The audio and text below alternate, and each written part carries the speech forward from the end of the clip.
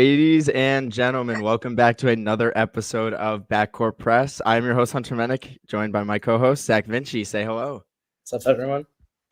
So today's gonna be fun. We've last episode of Backcourt Press, we had a little fun kind of rivalry thing where we brought my buddy Will on the show and just did some debating. And so we're trying to figure out new things to do than just kind of sit here and talk about the teams, because it gets old after a while, especially now in the season where we're hitting that 3/4 through season, like that half to 3/4 mark in the season where it's not really all that exciting. There's some fun flashes, but still with all the health and safety protocol, there is a lot of kind of players playing that don't need to be playing still, and we're not close enough to playoffs to get excited for that. So we're in that dry season of the NBA, so we're going to try and make it fun.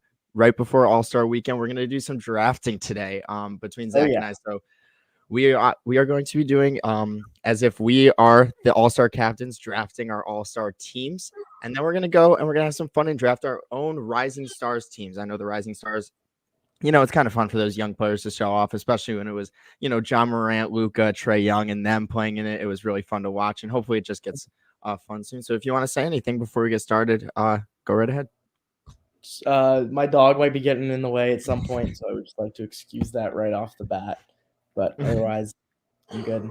It's Zoe. All the fans will love to see Zoe. Oh yeah, no, Zoe's cute, but she's also a handful sometimes. But that's fine. Perfect. Well, without further ado, with Zoe as our co-host, let's get right into it. We're going to start with the All-Star draft. I figured it's the best way to start. It's the most fun thing to do. And the way we're going to be doing this is Zach and I both, actually on last episode, we didn't even plan on talking about it that much, but we kind of made our MVP predictions, or who our MVP decision is up until now. And Zach chose the man, the myth, the legend from Greece, Giannis Antetokounmpo, to be his MVP. And I chose another foreign player, according to Markieff Morris, the 300-pound floppy boy, Nikola Jokic, to be my MVP of the league. And so I figured that'd be the best way to choose who our captains are for our team. So I'm going to be building my team, starting with Nikola Jokic, and Zach will be building his team around Giannis Antetokounmpo. Zach, talk in Greek accent. Oh my God, I can't talk in a Serbian accent, so I don't ask me to do that. But no, Zach, you will get the first pick in the starters due to the fact that Giannis, by 1 million votes, actually is beating out Jokic. Not beating out LeBron, unfortunately. If I look at this right now, LeBron has almost 7 million votes, which is ridiculous, knowing that Jokic is next up with 4.1 in Western Conference frontcourt. But without further ado, we have our list of starters. I could give everyone the list real quick. So Giannis and Jokic are the two captains. In the starting lineup, we have Steph Curry, John Morant, Trae Young, DeMar DeRozan, LeBron, Kevin Durant, Joel Embiid, and of course, Rudy Gobert. And then off the bench, we have reserves Donovan Mitchell, Luka Doncic, Zach LaVine, James Harden for the main guards. And then the forwards are Paul George, Draymond Green, Karl-Anthony Towns, Jason Tatum, Jimmy Butler, Jared Allen. And then our quote-unquote reserves, or the wild cards on our teams, we will be choosing between Chris Paul, DeJounte Murray, Darius Garland, and Fred VanVleet. All right. I want Rudy Gobert. No, I'm just kidding. So with the first pick in the 2022 All-Star Draft, Team Giannis Antetokounmpo will be selecting. I'll take Stephen Curry at point guard. That's a good pick. That's a very good pick. I'm going to go through. We have a Google Doc, by the way. So if you see me looking up, that's what I'm doing. Is I'm looking at the list of players. I'll mark down what our teams look like. So I took Steph Curry with the first pick. Whew, that's tough. I'm going to.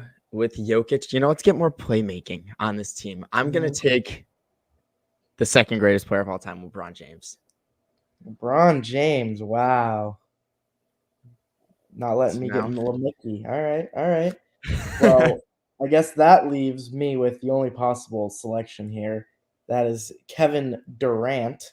I'll take at my small forward to get a core of Curry, Durant, and Giannis, which I think will be Christmas. A lot of fun.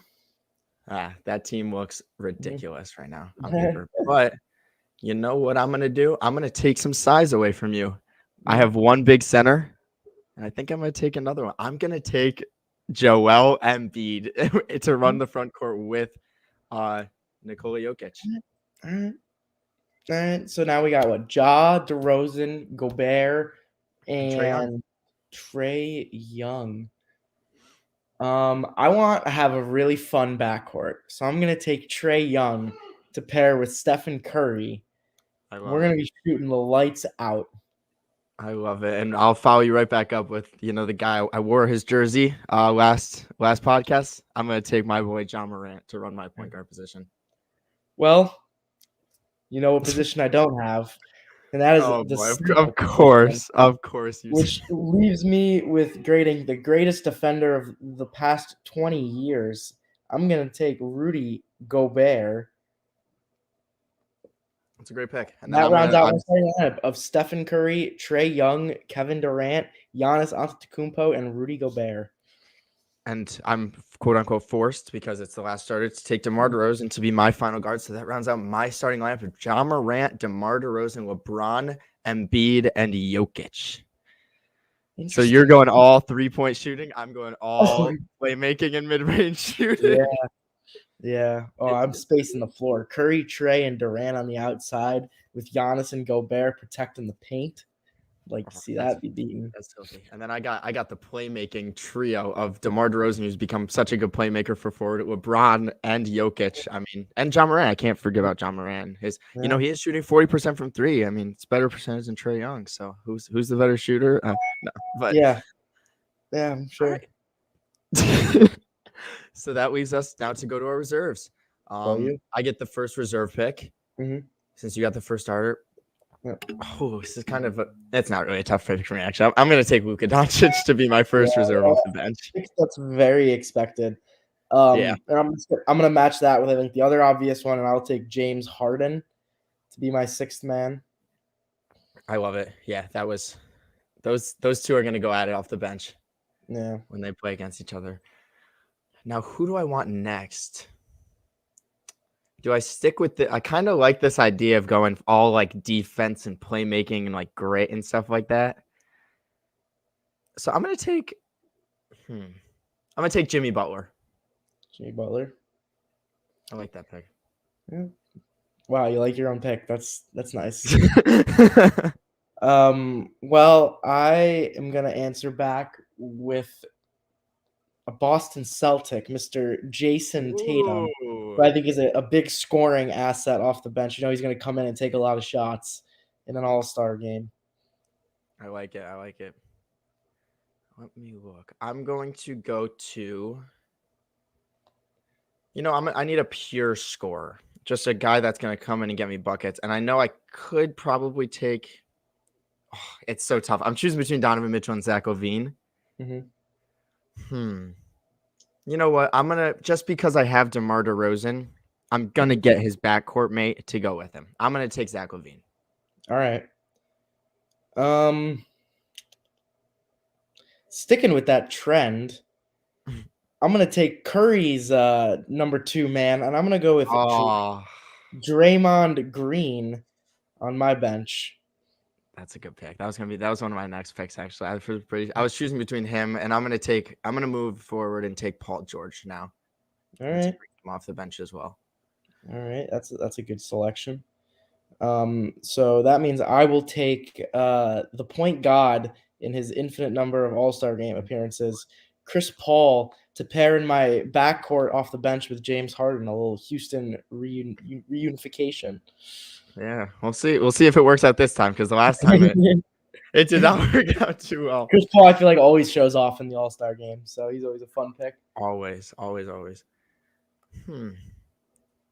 gonna be some. We got a couple first. Next up we have the last 6 picks. 4 of them will be their first All-Star appearance in their career, so that's actually kind of exciting stuff.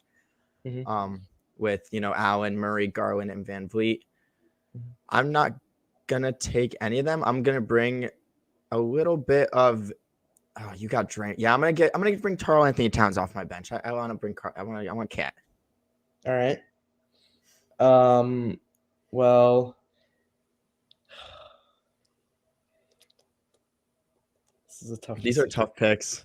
This is a very tough decision, but I'm gonna have to take Donovan Mitchell. Okay. I'm gonna have to take Donovan Mitchell. That's a good I think pick. that's the only pick there. I'm looking at my team right now. I got a good amount of shooting off the bench. I got Kat, Zach LaVine, and Luka.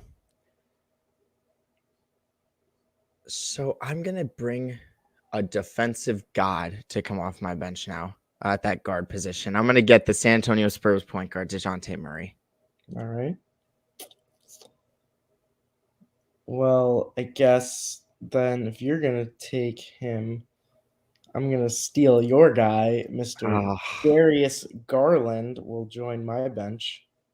I like it. I was hoping that you'd let him slide and take Jared Allen instead, and then I could somehow get Murray and Garland off the bench. And I was hoping that you would let Murray slide. So as soon as you took Murray out, not happening. Yeah, it's a good draft so far. Let's think. Do I want to give you no true center off the bench? Or do I want to get another guard on my team?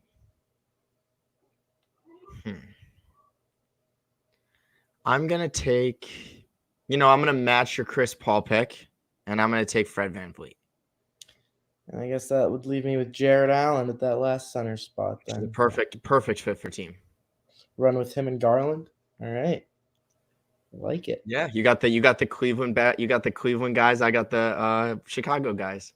Yeah. So that rounds out the teams. You want to tell everyone your team first? So as my starting lineup, I have Stephen Curry and Trae Young at the guard spots, Kevin Durant and Giannis as my forwards, Rudy Gobert at the center spot. Coming off the bench, I got guards Chris Paul and James Harden. Forwards Jason Tatum and Draymond Green with Jarrett Allen at center. And then my two wild cards are Donovan Mitchell and Darius Garland. I love it. My team looks like Ja Morant running the 1, DeMar DeRozan running the shooting guard, LeBron at the 3, Jokic. I'll run Jokic at the 4, and I'll run Embiid at the 5. Mm-hmm. My guard play off the bench is Luka and Zach LaVine. Mm-hmm. My forward play off the bench would be Paul George and Jimmy Butler. Mm-hmm. And then I have Karl Anthony Towns running my backup center. And then my two wild cards is DeJounte Murray and Fred VanVleet. All right. I like it. You know what? If you are watching after this podcast, we'll post our teams to our Backcourt Press Instagram page. We'll do it on our Instagram story, and we'll pass a vote to see which team people think will win in the All-Star game. Mm-hmm. Mm-hmm. I like it. What do you think? We'll assess our teams real quick because I'm surprised it only took us 10 minutes to do. That was really quick. So, you can assess your team. Tell me what you like. Tell me places where you think you might be beat. Well, I think my starting lineup is pretty impeccable. Yeah.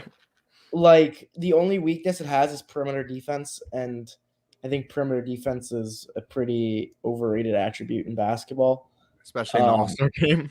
Exactly. With Stephen Curry and Trae Young popping off from any distance on the floor.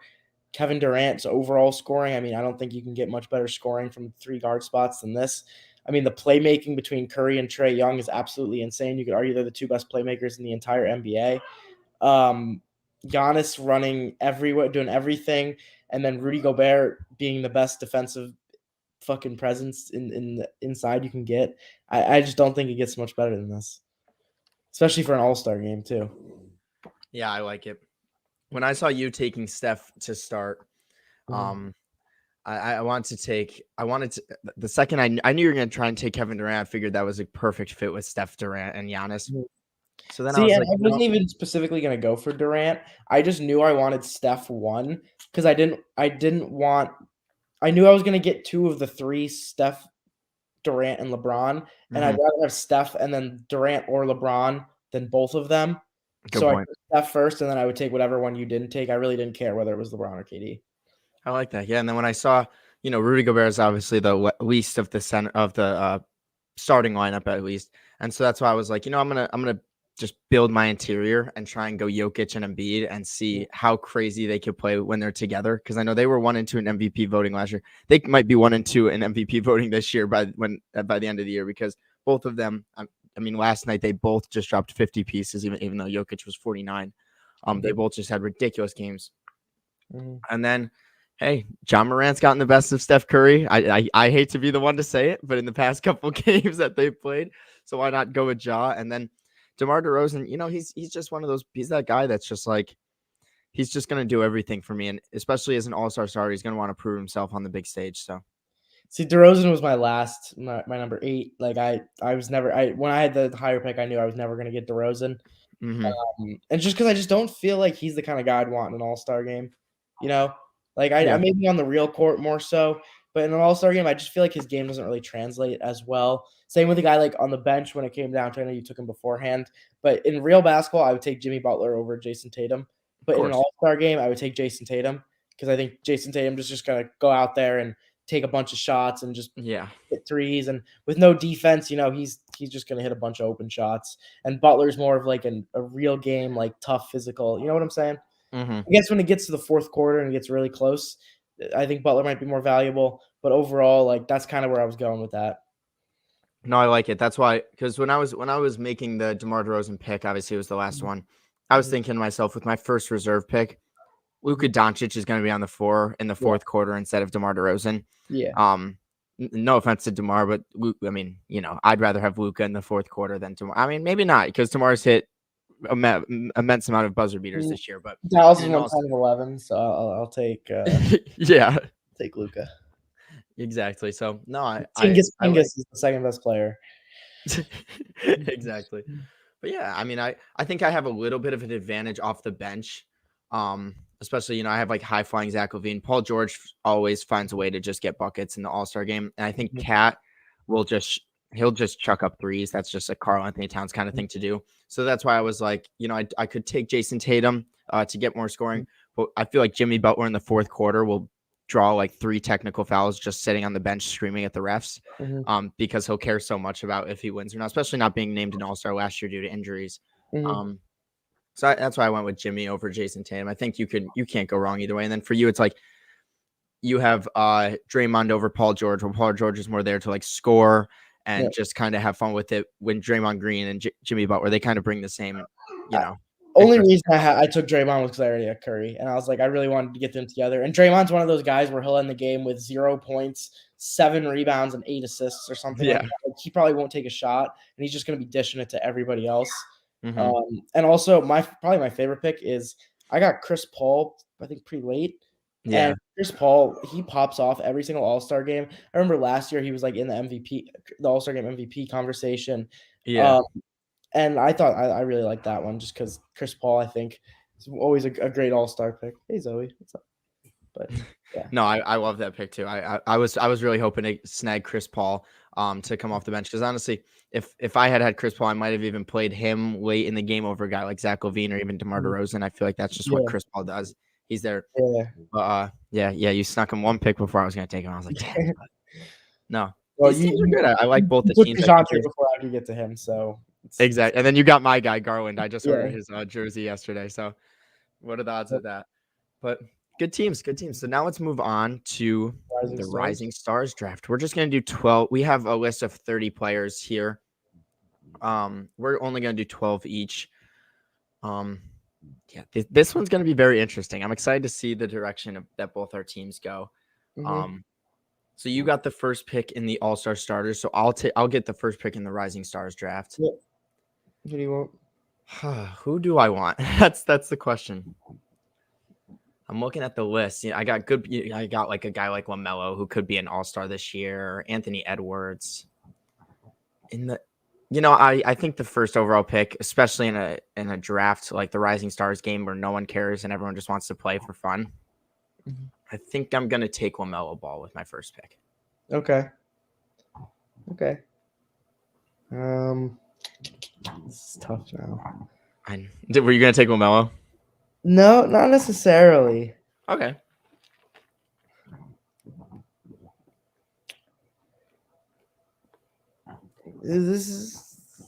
Actually, what I'll do for the viewers, I'm gonna share my screen so that they can see the list that they are that we're working with. So why not, right? So, this is tough.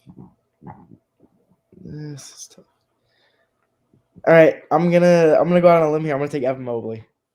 Oh, God dang it! I really wanted Mobley later. I knew I figured you were gonna do that, but That's a good pick. Good pick. I'm gonna follow it up with more fun for the some more fun for the Rising Stars game, and I'm gonna take the number 1 overall pick, Anthony Edwards. All right. I'm gonna answer back with one of my personal favorite players, Philadelphia 76er. I'm gonna take Tyrese Maxey. I did not expect Maxey to go 4th in this draft, but he's the 4th best player out of all the ones we have here at this current moment in time. Yeah, I could agree with that. That's a very good pick. See, I'm looking, and there's like not a lot of big men in this. Like, it's hard to find really because there's no other big men that are at his caliber. No, not close to his caliber. So, you know what? Just to have someone to guard Mobley, even though he's probably he's a little worse, but he's the rookie. He's in the rookie of the race as well. I'm gonna take Scotty Barnes. All right. I'm gonna take at my. I'm not gonna put him at shooting guard or small forward because I want to see how the rest of my team plays out. But I'm gonna take Desmond Bane. Desmond Bane, good pick. I was really considering him. Mm-hmm. Next up,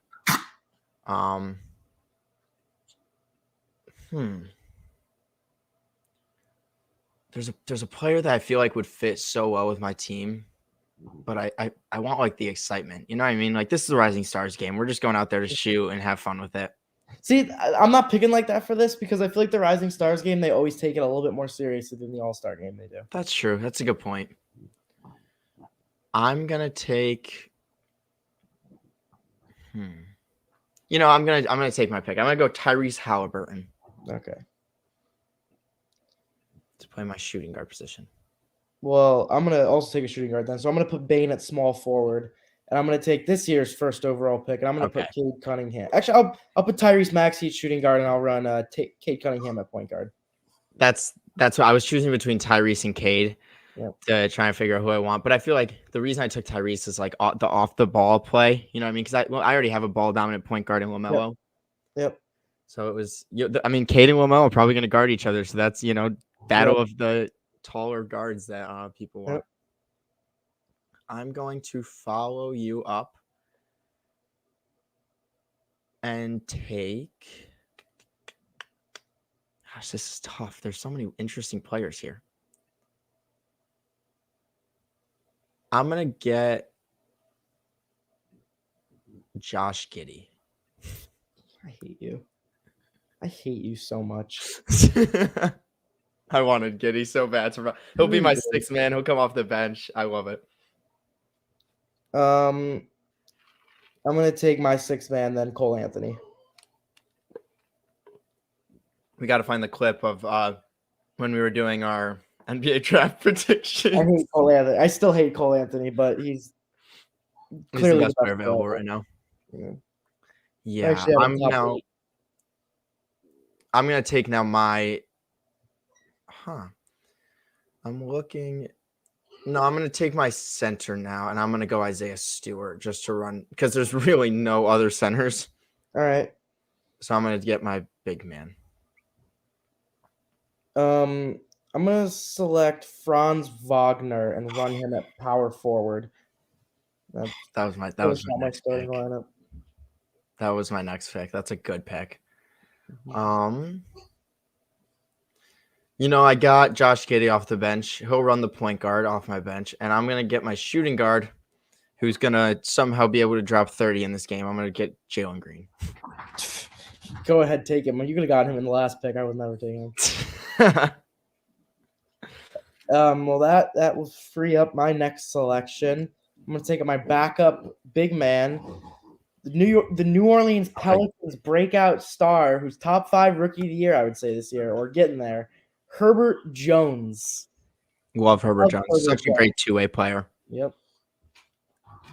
He's been so good this year. I'm going to follow that up and take Sadiq Bey. Yeah. I love Sadiq Bey this year. I think he's been so good. Shooting the 3 off the ball, playing good defense. He's just been way too inefficient for me. Shooting under 40% from the field. Yeah, you're on the Pistons, so he can't be that great. But I'm gonna take Chris Duarte. Get a little bit of age in there. He's Ooh. like 25 already. Yeah. So he'll be my backup shooting guard. Get a little. Yeah, that's crazy. We're talking about rookie and sophomore players, and he's 25 years old. Yeah. Huh. That's interesting. So I'm looking at my team right now. Off the bench, I've got Giddey, Green, and Sadiq Bey. Mm-hmm. I'm gonna take my backup center now, Mm-hmm.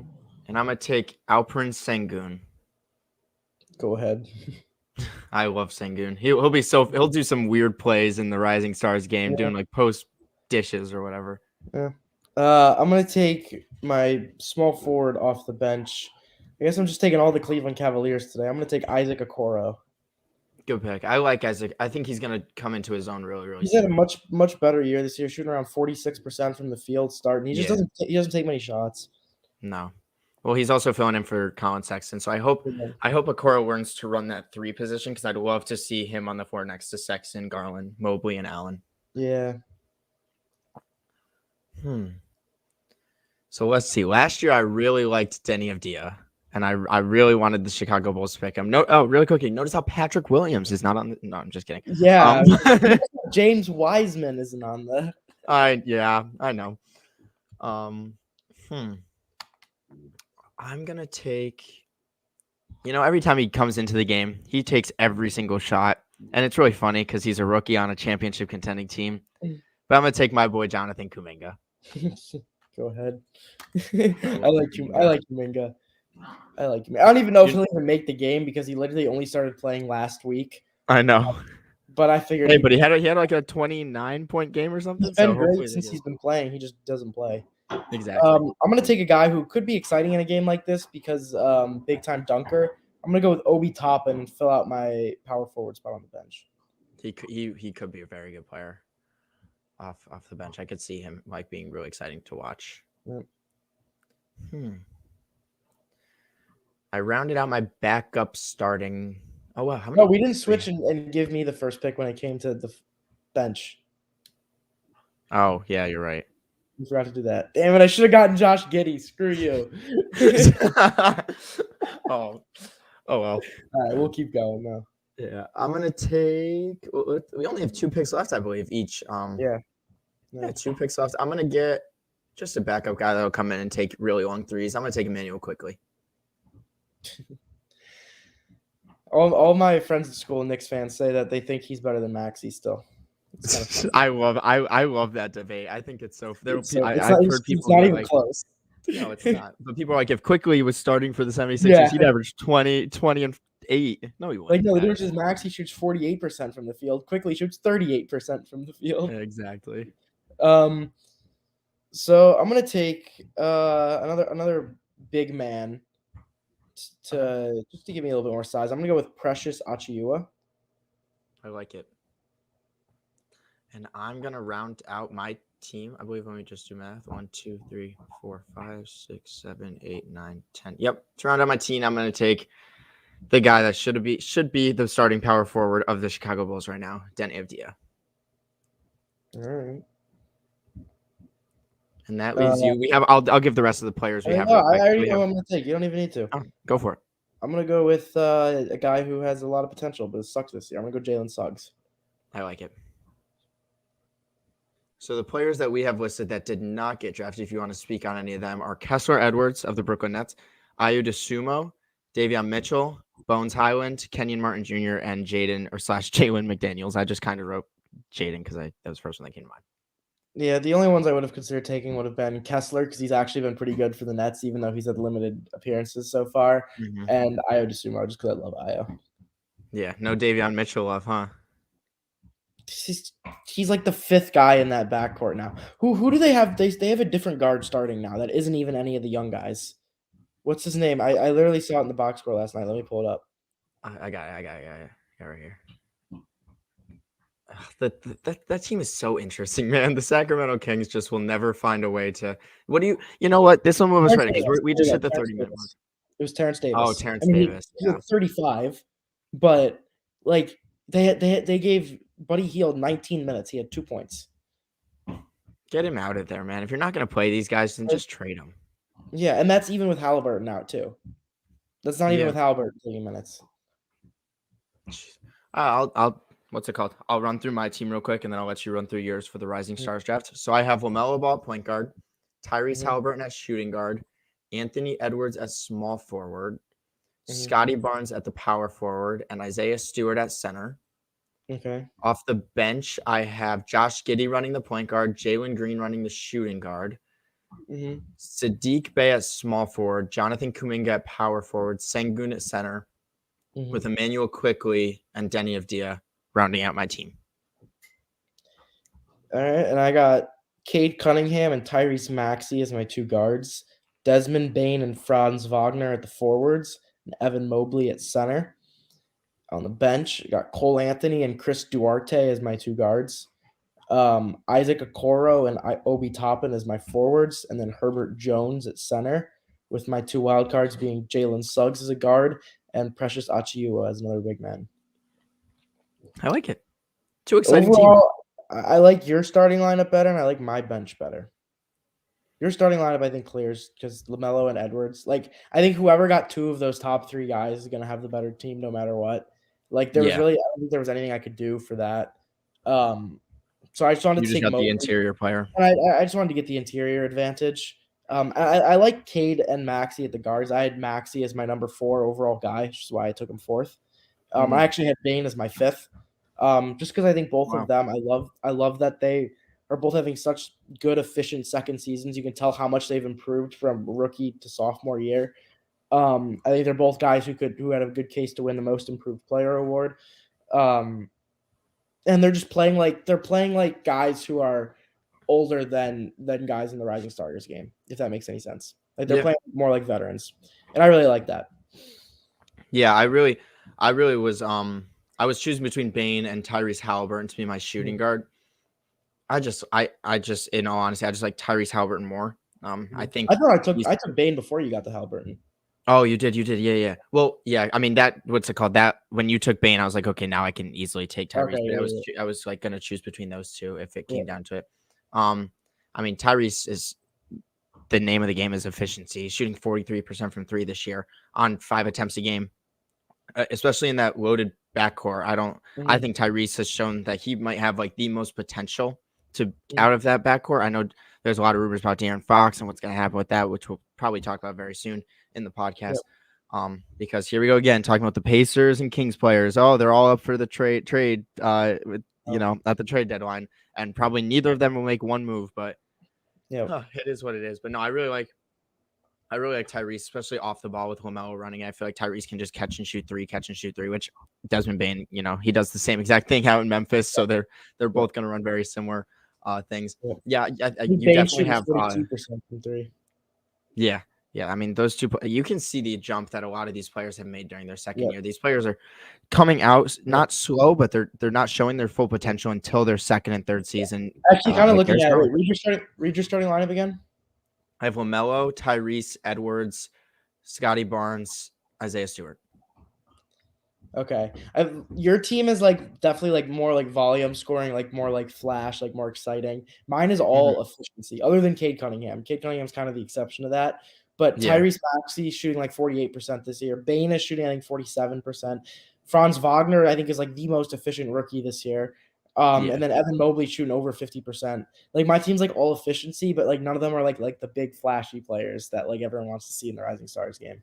Exactly. Other than honestly, I can't wait to watch this game just because I can't wait to see LaMelo and Anthony Edwards actually play together. Like, and I feel like those two players with their like all the time highlight ability will just be. They could both. I mean, Edwards could drop 50 and LaMelo could drop 20 and 20 in a game like this, just because they're just gonna have fun out there. I know those two players, so that's why when you took Mobley, like I was upset because I did want Mobley as my center as well. But at the same time, I was like, I get to pair LaMelo and Edwards together in a game that doesn't matter. Like I can't wait. I would love to watch those two. See, if you had taken Edwards one, I might have gone LaMelo 2 instead of Mobley. I just didn't want to give you LaMelo and Mobley. Yeah, those two. Because I think that would just immediately make your team unbeatable. Yeah, because then you'd have like the playmaking advantage and like the guy who I think would be the best player on the court, which is LaMelo, and you'd have the best interior player. So Yeah. it would be over. So that's kind of why I wanted Mobley there. Yeah, quick thoughts. I saw a post on Instagram that someone was saying that Evan Mobley this season, they believe, is already top 5 in Defensive Player of the Year voting. Agreed. I want to hear your thoughts I've on been it. saying that for a month now. And it's just because him and Jarrett Allen form such a great defensive front court, and I absolutely love it. The way Allen does the rim protecting and Mobley handles the rest of the interior. And he can also is a pretty good rim protector as well. But he can do everything. He's great at getting steals. He's great at getting blocks. He's great on ball. He's great off ball. He's great at help Even defense. good on the perimeter. He has such good IQ. Hold on a second. I'm gonna be right back in a minute. I have to take Zoe out to the bathroom. No, you're good. I could talk real quick about. I'll keep talking about Evan Mobley. I think he's been great. I know Zach compared him to Anthony Davis coming out of the draft. I mean, his length is at 7'1", and just his ability to do everything on the court is, I think, why Darius Garland is having such an impactful season this year. Especially, Jarrett Allen's also seems like he's a guaranteed all-star now to come off the bench for the Eastern Conference. I think it really has to do with just what Evan Mobley has brought to the team. His length, his versatility on defense, his IQ. You get another pure scorer when Colin Sexton comes back, and then I love that Isaac Okoro for that Cleveland Cavaliers team is getting really impactful minutes and actually proving himself as like a very good player right now. Let me look. Right now, the Cleveland Cavaliers are 27-19, and they sit, they're 7-3 in their last 10, sitting in the 6th seed just because the Philadelphia 76ers went on that huge run, and then you got the top 4 teams in Chicago, Miami, Brooklyn, and Milwaukee.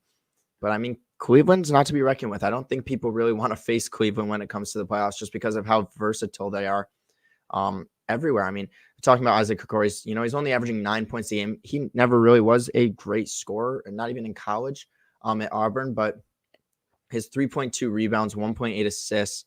Okoro's been a very, very solid player, and I know a lot of people compared him to like Andre Iguodala, like that two-way glue guy on the team. And he's showing that he can do that, especially now this year, really, really getting starter minutes and having the opportunity to play. His efficiency's gone up a little bit to 45% from the field, and his defense is going to keep getting better. So I just talked about the Cleveland Cavaliers that entire time, and I've just mentioned that's all I talked about. So if you want to say anything about Cleveland, go right ahead. I like Okoro. I just think that he's a guy that he's like a glue guy. Like that's the best way I could describe him. Like he does everything. But he doesn't do anything like super well. But he kind of brings the starting lineup together. He's the kind of guy you want when you got a team with Garland, Sexton, Mobley, all these big names. You want a 5th starter who can just be out there, play good defense, hit open shots, just do their role. And I think that's what Okoro can be really good at. I don't really see superstar potential in him, but I think he could be a really good. I don't think you need superstar potential from him, though. Yeah, I think he can be a really good role player.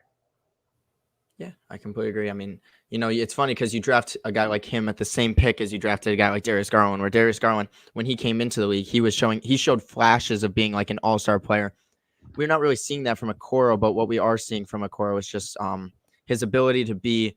I said it earlier. I love the comparison, like the Andre Iguodala on that Golden State Warriors team. He can just come in and play his role. He can play strong defense, be that guy, eventually be that veteran leader in the locker room where he's gonna have a job until he's 35 because he'll just bounce around and play good defense, hit open shots, and do stuff like that. And teams want that. Yep, exactly. So, all right, now we'll move into talking about some teams. We're hit the 40-minute mark soon. We have about 30 minutes left in the podcast. And the first team I want to talk about, because we didn't really get to talk about them much last week, is the Damien Willardo's Portland Trailblazers. We've seen such an incredible performances from Anthony Simons recently, but then Anthony Simons had a really bad game when CJ McCollum came back.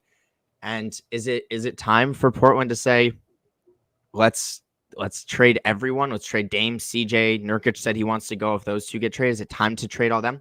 Or if you're the Portland Trailblazers, do you think, why don't we try and contact Philly about an Anthony Simons for Ben Simmons swap because of the flashes Anthony Simons has shown to be a 20-10 kind of guy? Do you capitalize on Anthony Simons' youth and maybe Nazir's little youth to get better players around your stars, or is it time to hit that rebuild in Portland? Yeah, I mean, I think we've said this before, but I think Portland's definitely gotta hit the reset button here. Anthony Simons has shown that he can be a total superstar. He's been fantastic in 2022 so far.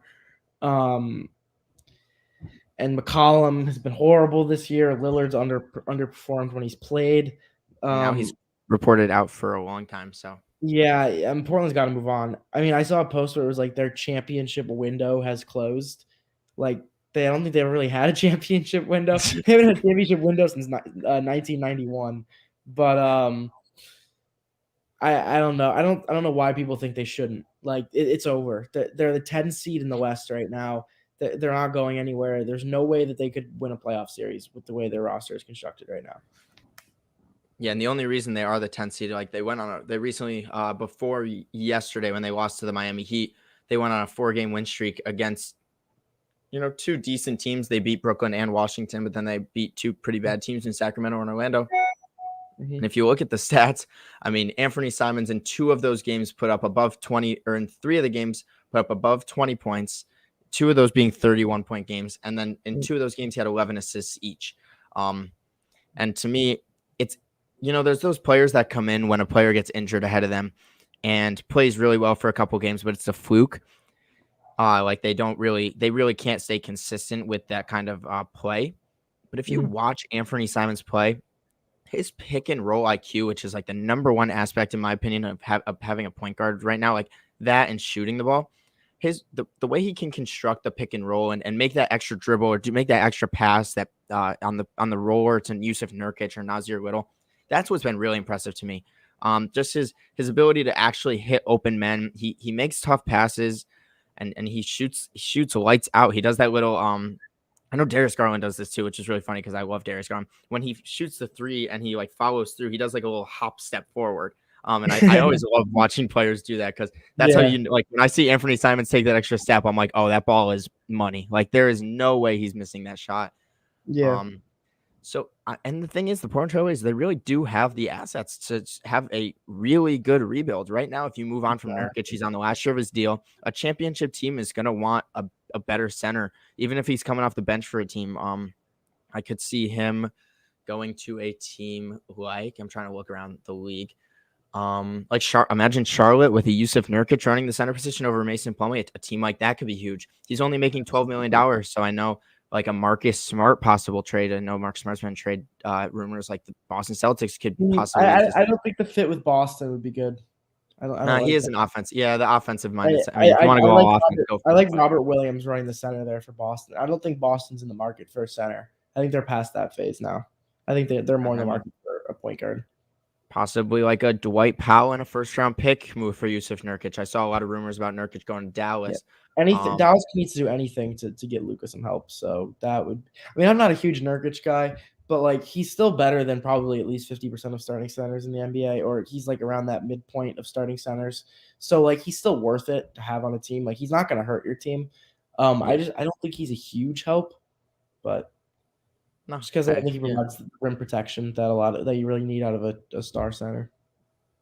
Exactly. And then so you have his contract. Obviously, you just paid Norman Powell a lot of money, but I don't think that makes Norman Powell that safe. If you can get young assets for Norman Powell, go for it.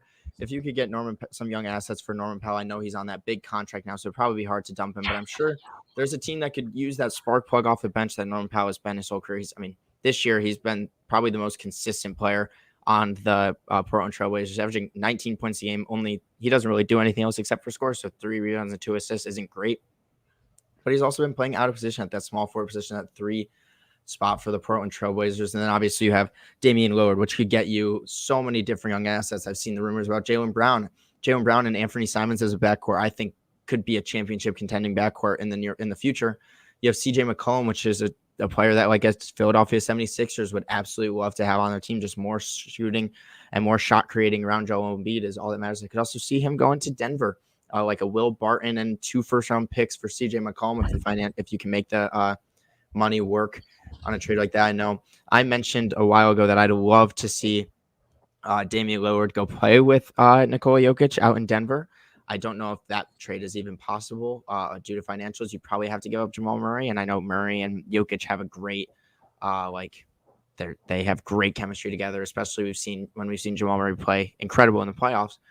But you never know. With with the Trailblazers selling, there's going to be a lot of teams out on the market to do it. And I think that could also fuel other teams to start rebuilding. If they see a team that went into the season saying we could be the 6th seed and possibly make a playoff run in the Portland Trailblazers, that could help teams like the Indiana Pacers say, all right, they had more talent than us and they still went to start the rebuild. Why don't we do the exact same thing? Or a team like, I'm just trying to look around the league. I know the Knicks love their core, but like, is that really a core that's going to help you win a championship? I don't even think they're one piece away. So maybe you could see the Knicks try and sell high on Julius Randle when they can, because he has not been playing well at all, and stuff like. And teams like that will just try and go younger and do the Detroit Pistons, do the Oklahoma City Thunder way of starting and really fueling that rebuild with those pieces that they have. But yeah, if I'm the Portland Trailblazers, I'd be looking to move on from Damien CJ. I think that backcourt has shown, just because of their perimeter defense. I don't know, their defense doesn't make up for their scoring ability, because obviously Damien CJ are one of the best, probably the second best scoring backcourt that we've seen over the past 8 years behind Steph and Clay when it comes John to just Wall and Bradley Beal. you got to take the consistency of Lillard and CJ over the past years. But it's time to move on in Portland. It's time to ride the new wave.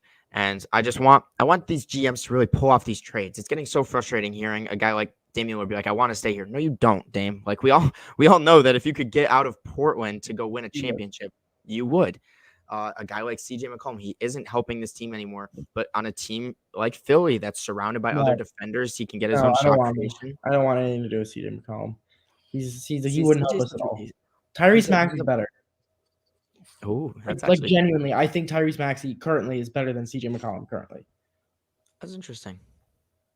I could see CJ going to a team possibly like Dallas, where they need another ball handler to take the ball out of Luka's hands a little bit and take a little bit of pressure off of Luka, because that's all he does is just he runs that entire he just runs the whole team. I could see, if a team like Minnesota is going to go all offense, because that seems like what their plan is, to go all offense and then run Jaden McDaniels and Cat to be their interior defenders. Why not add a CJ McCollum, another shot creating shooter, to put around them? I think that could be a fun trade. I even mentioned Denver, like a Will Barton and 2 first-round picks for CJ. I think that's a good deal for Denver. Minnesota, I don't know. I would keep Minnesota to keep the lineup they've got right now. I think it's working really well for them. I wouldn't switch things up, especially in the middle of probably what is their most successful season since Kevin Garnett left. 2018 kind of, I guess, would be around the same when they were the 8th seed with Jimmy Butler. But Denver, I like that one. I think Denver would be a really good location for him, especially since they need a guard along with Jamal Murray, especially with Murray being out injured so much, Michael Porter Jr. always being injured, that they could use another scoring guard to help Jokic out with the offensive capabilities. Yeah, I completely agree. And then with Norman Powell, is a very similar situation where I could see him getting moved to a similar team like Denver, who could just use another shot creator. That's what all Norman Powell does is shoot the ball. So why not add more shooters? I mean, New York Knicks just traded for Cam Reddish to pretty much bring more scoring off their bench. So why not trade for Norman Powell also and bring more scoring off their bench? I just think like teams are in the market for players like that. It's just what they're willing to give up for those players, because they're still on a lot of money. I know that extension with Norman's probably going to make it harder for him to get traded. Yeah. Speaking of trades, what do you think of the Bryn Forbes deal to Denver? And I was really happy because I saw Bol Bol's name finally traded, but Boston is just not the place that's going to give Bol Bol the respected minutes. They're going to do the same thing they did with Bol Bol and Taco Fall. Exactly. I was going to say with I'm forgetting the name of their coach. But he'll just start calling the Ime Udoka, I believe his name. Yeah, he'll just get the crowd going, and next thing you know, Bol Bol will be on the court for 2 minutes. And that's all the playing time he's getting. I really wanted Bol Bol to go to Detroit, because he would have actually gotten bench minutes there over a guy like Trey Lyles and played about 15, 20 minutes a night. We can actually see if Bol Bol is a good player or not. But Bryn Forbes going to Denver. Never forget the lineup they ran. The Denver Nuggets ran with Jokic at point guard, Jeremy Grant at shooting guard, Bol Bol at small forward, Jeff Green at power forward, and Mason Plumlee at center. That's the greatest lineup ever created. If you put that lineup in 2K, they're winning 82 games, because that 2K loves when those centers play the game. So exactly. No, yeah. I do you expect, I saw we can move on to Indiana, another boring team that's Mhm. probably not gonna make a trade. But I saw that Miles Turner got hurt and they don't expect him to be healthy by that trade deadline. Um, what do you think that means for a guy like Sabonis, who they have on the market? I don't know if they have him on the market, but he could get traded. Do you think now they might push a trade or something? I don't Sabonis know. had a triple-double through 3 quarters last night, and I didn't see one word about it. I didn't Not see one post. anything, Nope. anything at all. I mean, that's also partially my fault because I didn't post anything on our backcourt press about it either. I probably should have, but I was just too caught up in the Embiid hype and what Jokic was doing too. But we had a lot of crazy games yesterday. Luka as well. But Sabonis has been incredible. And okay, I don't know about incredible, but he's been great this year. No, he's been great. He's been just as good as always. He's probably I wouldn't say he's any worse than he's been the last couple of years. I don't think he's any better. But I think this year and last year, he's both been an all-star level, even though he probably will just miss out on it this year. But he needs to get out of Indiana. We've been saying this for a while now. I really hope that this changes the situation with him. That now that Miles Turner's out, they just decided to say, screw it, let's get rid of everyone and rebuild. Because I think he's so good, and he's just not meant to be the number one option on a team, but he could be a huge number two option to help out a team. Yeah. Do you see any good fits around the league? I'm trying to look at like teams. I've What are some mentioned the names? Boston one before. I really like. Yep. I think him and Tatum would fit really well together as the forwards. I think they would complement each other's games perfectly. Um, that's really my main one. Golden State. Golden State. I don't think Golden State's really in the market to do anything right now. I think they're going to No, keep I the don't team either. hot. Another one. I don't. This would just be trading mediocrity for mediocrity. But I think the Washington Wizards could use somebody like him if they want to cement themselves as a playoff team for this year, at least. I think Sabonis and Beal could be a really good duo, and I love that. I think Kuzma could fit really well as more of a scoring option and leave some of that rebounding that he's been doing to Sabonis instead. 2020 game. Yeah, right. But imagine a lineup of a closing lineup of Dinwiddie, Bradley Beal, Kuzma, Sabonis, and Montrezl Harrell. I think that's a playoff team, 100%. Yeah, I think And so I too. think that they could potentially make some noise if there's a lot of injuries to some of the top teams in the East. But I don't know if that's really realistic. Cause I don't think Washington's in the place where they'd be buying right now. But I guess Sacramento's another place if they want to offload some of those guards. I've seen their name in it forever. Yep. In the Sabonis running. But yeah, those are really the top ones that come to my head. Yeah, I mean, when it comes to the trade deadline, we're going to talk. It's all going to be rumors and rumors and rumors, and there's probably going to be about 4 to 5 trades made, and I doubt any of the players traded are going to be above an 80 overall in 2K, just because that's what ends up happening at the trade deadline. Yep. The next thing I want to talk about is a team that just made a trade. They just dealt one of our personal backcourt press favorite players. They just dealt Cam Reddish to the New York Knicks. What do you think of the Atlanta Hawks right now? Obviously, it's literally just the Trae Young show. Is it time to move on from John Collins? Is it time to move on from Clint Capella? Maybe even DeAndre Hunter? I don't know what's the direction for the Atlanta Hawks. We talked about this last week, and I don't know. This is the one thing that continues to baffle me because I think that team is constructed so well around Trae Young at the current moment, and they still are not helping him at all. I think they have the right idea, just the wrong players. John Collins has underperformed this year. Clint Capella has underperformed this year. DeAndre Hunter has severely underperformed this year. He is nowhere near as good as I thought he was going to be. Even Bogdanovich and Kevin Huerter haven't really been the same. I don't really know. I think this team could still get hot and make a run this year. I still think on paper they're a top 5 or 6 team in the Eastern Conference. I don't think that's changed at all. And I think Trae Young still has the ability to get it done. He's been getting it done. He had 37 and 14 last night. I don't know what the solution is. I think they got to play out the rest of the season first before they make any big changes, because I still think this team could get it done. I just think they need to get their shit together and start playing the way they did last year. See, to me, this is a team where if they make the play-in tournament, I don't see right now the play-in tournament consists of Charlotte, Washington, Boston, and Toronto. I don't know if any of those teams are going to beat Atlanta. Just because Trae Young's going to drop 50 and 20 in that play-in game. I think Boston's the only one that I would take over Atlanta right now. I think that'd be a great game. Like, I think it'd be back and forth close game. Yeah. because I just like Boston in a play-in situation. I think that they would be a tough team to beat with where you got to just win one game. I think Tatum and Brown would really dominate. One thing I really like about the NBA this season is if you really look at it, there's only 4 true teams that are actually just in the rebuilding phase, and all the rest of them, because of the play-in tournament, are like making a push. Mm-hmm. Obviously, you have like the Pelicans, where they sit 2 games behind the Trailblazers because somehow the Trailblazers are the 10th seed right now, and Zion hasn't played a game. One of my favorite going to play a game this season? I don't know, but he might one not. of my favorite things I was looking at the other day, and I think it might have changed after last night's games, but in the Western Conference, the Mavericks were the same. The Mavericks were the 5th seed, and they were pretty significant. And they're pretty significantly the 5th seed right now. They were the same number of games out of first as the Hawks, who were 12 in the East, which I think that was. Is it the same still? It's right, just they both the Atlanta Hawks are 9.5 games out of first place, and the Dallas Mavericks are 9. Yep, and that's the difference between 5th and 12th, which just shows how top-heavy the West is and how the parity of the East is, how so even all these teams are. I think the Sixers are now only 2 games out of first, right? I think there's 6 teams within 2 games of first. Yeah, 2.5. I think there's 6 games within that. The Cleveland Cavaliers are the same. They're 2.5 games outside of first place. And then it's funny because I'm looking like that. You said, the 12th seed in the East, 9.5 games out of first place in the Atlanta Hawks. The 12th seed in the West, doubles that to 18 games out of first place. It's just crazy. Yeah, the East is so wide open right now.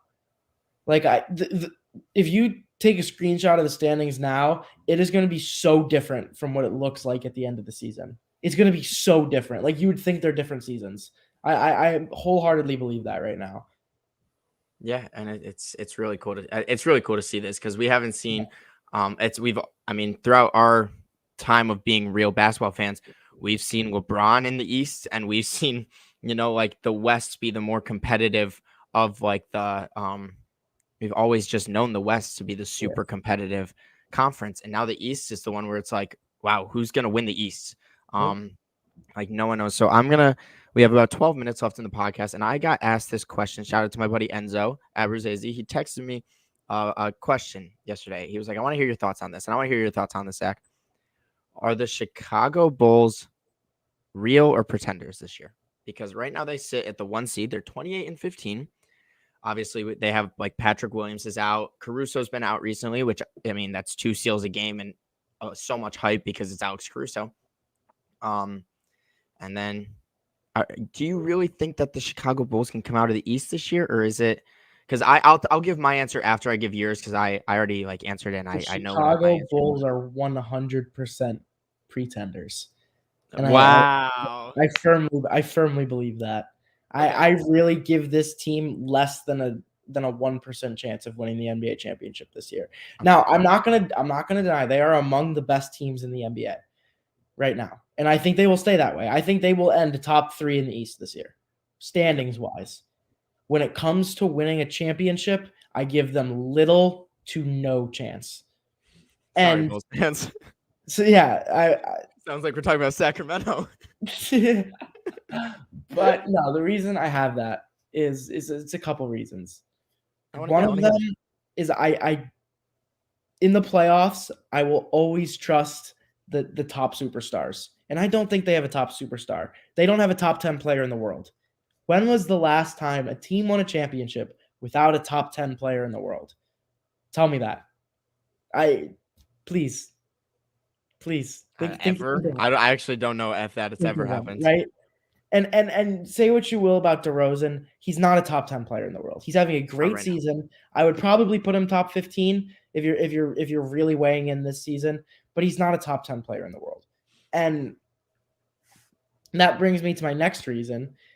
And this is the one that I've always had the problem with the Bulls, and it's ever since they made a trade last year, is I don't like Nikola Vucevic as a championship winning center because I think the center's most important job is to protect the rim and play great defense. And his defense is pretty lacking. He's improved slightly this year, but he's still an atrocious defender. And he's still one of the worst defensive centers in the NBA. And they lost Patrick Williams, who was kind of like their best defender in their starting lineup to kind of offset that. They don't even have him anymore. The emergence of Kobe White kind of helps out. He's been having a couple really good games lately, but when it's all said and done, I really don't see this as a championship team just because of the lack of rim protecting defense and the lack of a top 10 player in the world. That's fair. Here's what I said to Enzo. I said every other year in the NBA, they are not going to win the championship. I said, you go back in any year of NBA history, and I said they are not going to win the championship. I said, but because of the amount of health and safety protocols there have been this year, and the fact that at any given moment, any team could lose their best player, I said, I don't know. I can't choose a team. You know what I mean? Because I can't say the Chicago Bulls aren't going to win it, and then they play the Milwaukee Bucks in the Eastern Conference Finals, and Giannis is out for 5 days due to health and safety protocols. And so for that, I said for that reason alone, Chicago Bulls fans, you have a little bit of hope because you have been playing great and you do have great perimeter defense. And I will not disregard anything that they've done. I think DeMar DeRozan's had such an incredible year. I mean, this is by far the best year of his NBA career. And I mean, you have guys that they work well together. They don't have any interior defense, obviously. Like, if you're going to have Vucevic, you should have a good interior defender running next to him. You have Javonte Green and Derrick Jones Jr. as your starting power forward recently. I don't see that as what's going to help you when you're playing against Kevin Durant, Giannis, Joel Embiid, even Evan Mobley. Like that, those guys aren't going to be able to stop any of those players. You guys are just going to be praying that your offense outscores the other team. And when teams do that, and we haven't seen a team win strictly off their offense in years. I mean, the Golden State Warriors teams, you could say that they had the greatest offense ever. But they had the greatest defense well. ever. Absolutely. Those Cleveland Cavaliers teams, LeBron James he was the best defender in the league for a good amount of time in his career. These teams don't win just because of their offense. They win because of their defense, which is why you see a team like the Lakers that have great offensive talent, but horrible defensive talent doing really bad right now. And I normally would not give the Bulls any hope, but due to the fact of health and safety protocols and just all the stuff going on in the league where players are in and out of rotations, you never know who's going to be playing.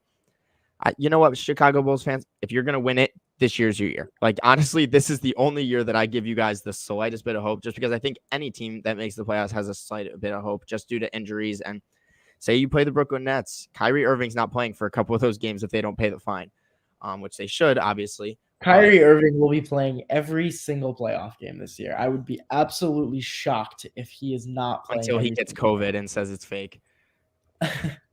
I just don't see any way that they beat a healthy Milwaukee, Brooklyn, or Miami team, and they would have to play two of those teams most likely. Like you said, do they beat Philly? Yeah. With them, they beat Embiid. I don't know about that, dude. They beat Embiid. Because the rest of the Philly is not good enough. The rest of Philly is not good enough to match up with Chicago. I really don't think we would beat them.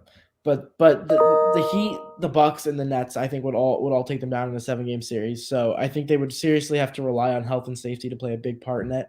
And I think they would need it in multiple series. I think they would need it to beat either of those three teams, and then probably again in the NBA Finals if they ever got there. So I'm not on the Bulls bandwagon this year. I'd probably have them fourth best chance in the Eastern Conference right now, and probably 7 or 8 overall. I'm gonna ask you a similar question to a team out west: contenders or pretenders? Sorry, I just thought of that in my head. I thought it was really cool. I want to say. I think I just know who you're gonna ask. So go ahead. Memphis Grizzlies. I knew you were gonna say that. They just lost their first game in a while. They were on, I believe, an 11-game win streak. You got Ja Morant, your most hated player in the league right now. No, I'm kidding. You got, they traded Jonas Valanciunas, a player that we really liked. You got Desmond Bane, who you just drafted, averaging 18. Dylan Brooks averaging 18. Jaren Jackson Jr. averaging 16 and 6. They're hot. I'm gonna give them the pretenders as well. Okay. But I would give them a better chance than Chicago. I think I would have them ahead of Chicago. I like that. I think I give them a better shot than Chicago. But again, I think this is a team that is 4th or 5th in their respective conference and not even top 3.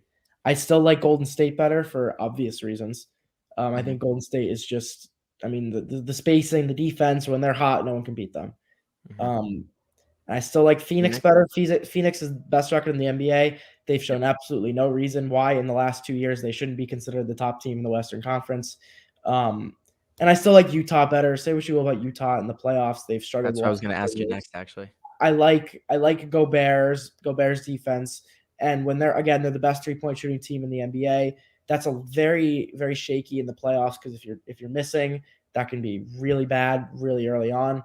But I think I would take the Jazz over the Grizzlies still, just because I trust Gobert and Mitchell overall more than Ja, and they've been there before. They have the experience. The Grizzlies are too young to win a championship right now. I don't see any way that you can be the youngest team in the NBA with almost no veteran leadership and win the NBA championship. I would honestly probably still give the Lakers a better shot as well. Okay. As bad as the Lakers have been, and the Grizzlies are a better team than the Lakers. I'm not even going to say against that. Grizzlies are better than the Lakers are. Anthony Davis has been out for a long time. I don't even know if he's going to be the same player when he comes back. If he is Anthony Davis, you have Anthony Davis and you have LeBron James. Forget Westbrook. Remove him from the rotation if you have to. Did you see they benched him last night? Those two guys still, yes. Those two guys have still won a ring together. I would trust the experience of LeBron playing at his peak level and Anthony Davis, even not playing at his peak level, probably still trust them more to win a championship than the Grizzlies are, even though the Grizzlies are the better team. Would you, in a 7-game series, are you taking Dallas or are you taking Memphis? Dallas. No. Oh, that's close. Memphis is better at every other spot on the floor other than the point guard position. But I think Luka Doncic is that good that Dallas wins that series. In how many games? 7. You say it goes 7? I think it goes 7. To me, if it goes 7, Dallas wins. And if it goes 6, Memphis wins. You know what I mean by that? Like if Memphis will start off really hot, they'll go up like 2-0 or some. I think it's the opposite. I think it's the opposite. Oh, really? I think Luka comes out swinging, wins a couple games early on like he has the last couple of years. And then the Grizzlies, who are the better team, realize that they're the better team and they catch up. They make it tough. But in the end, I think Luka Magic holds on and wins his first ever playoff series if they stay the 4-5. See, going back to your Lakers talk real quick. If the Lakers play anyone except for Phoenix or Golden State in the first round, I don't see why they don't make it to the second round or third or the Western Conference Finals. Agreed. But if they play Phoenix again, they're not winning. If they play Golden State, they're not winning. Yeah. That's just how it is. Yeah, so, I think they got to get past. Possibly have to get past Kawhi when he comes back with vengeance in the playing game. So, oh my God, I hope so, baby. Kawhi. Let's go back at it. 8 seed Clippers taking down the Warriors in the first round. Don't ever say that again. I cry. Kawhi does it again. Ends the Warriors dynasty before it even begins a second time. Oh man. That's funny. But hey, we're about to hit the 2:30 p.m. mark Eastern time. I know this went by really fast. This was a really fun podcast. We had the All-Star draft. We're gonna, if you're watching, go to our Instagram page. Look at our Instagram story. We're gonna post our Rising Stars team and our All-Star teams, and we're gonna do a vote for who wins.